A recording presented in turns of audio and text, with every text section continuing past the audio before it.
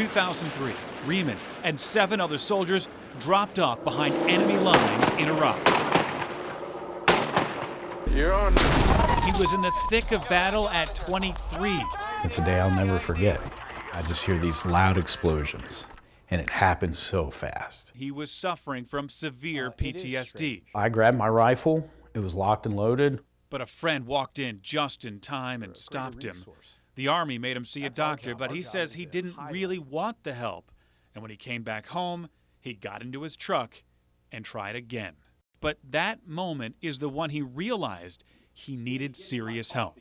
His message: there are people, friends, family, and organizations that want to help you. You just have to let them.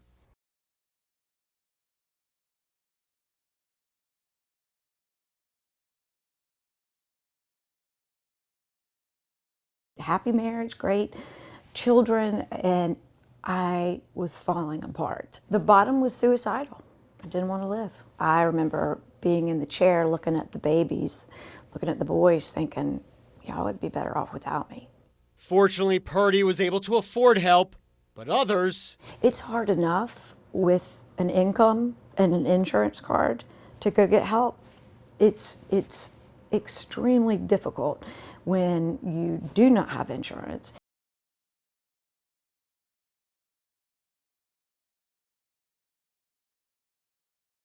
All of our services are 100% free. Anybody can come in and we can kind of meet them where they're at to try to figure out how we can navigate their individual journey.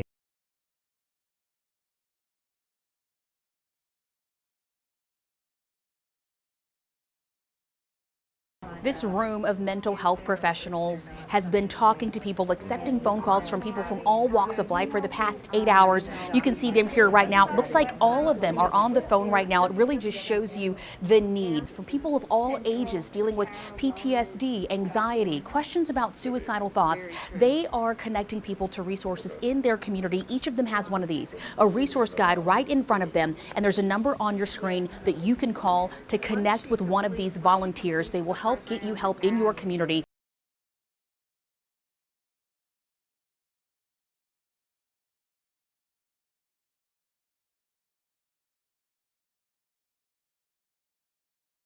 You feeling like you're the only one? I think it's really difficult to talk about because it's so real.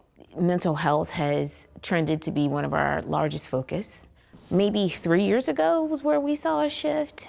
It was just a really hard year. The school is also hyper aware of the reality of teen suicide, having lost 3 students. For us, we're always on alert as a result because, you know, with our Sources program. She's talking about Sources of Strength, a student-led youth suicide prevention project, now in its 2nd year at Huff. Students told me they've seen a big culture shift because of it. Having Sources of Strength really opened up that conversation. And Woolard says Huff has fewer suicide risk assessments this year. Doctors diagnosed Miller with bipolar I disorder. He attempted suicide 3 times, twice with pills, and then... I put a gun in my head and pulled the trigger, and it jammed on me. It was also the turning point. We met him at MLK Middle School. He comes here every week in t-shirt and sneakers, spending time with 7th grade boys, trying to relate to them. Some kids, they may want to take their lives, or they may want to take lives of others. It's easier to impact the kids now and not allow that stigma to be, enforced on them, and then they pick up those habits.